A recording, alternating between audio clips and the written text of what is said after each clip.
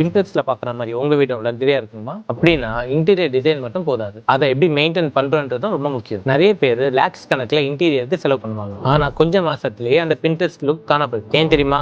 First, decluttering. Pinterest வீடு எல்லாம் அழகா தெரியறதுக்கு காரணம் தேவையில்லாத திங்ஸ் வெளியே வைக்காம இருக்கிறது தான். டெய்லி ஒரு 10 மினிட்ஸ் டைம் எடுத்து டீக்ளட்டரிங் பண்ணீங்கன்னா அது உங்க வீட்டுக்கு நீட் லுக் கொடுக்கும். Second, colour discipline. ஒரு ரூம்ல நிறைய கலர்ஸ், நிறைய ஷோ பீசஸ் இருந்தா பின்ட்ரெஸ்ட் ஃபீல் வராது. அதுக்கு பதிலா 2 to 3 கலர் பேலட் மட்டும் ஃபாலோ பண்ணுங்க. Third one, lighting. பின்ட்ரெஸ்ட் வீட்டோட சீக்ரெட்டே இந்த லைட்டிங் தான். டே டைம்ல நேச்சுரல் லைட் உள்ள வரணும், நைட் டைம்ல வார்ம் லைட் யூஸ் பண்ணணும். இந்த மாதிரி பிளான் பண்ணா பிரீமியமா இருக்கும். Fourth, cleaning routine. எவ்வளவு காஸ்ட்லியா நீங்க இன்டீரியர் பண்ணியிருந்தாலும் தூசி, தேவையில்லாத ஸ்ட்ரெயின்ஸ் இது உங்க வீட்டு லுக்கே ஸ்பாயில் பண்ணிடும். So weekly once deep cleaning ரொம்ப முக்கியம். Finally, material choice.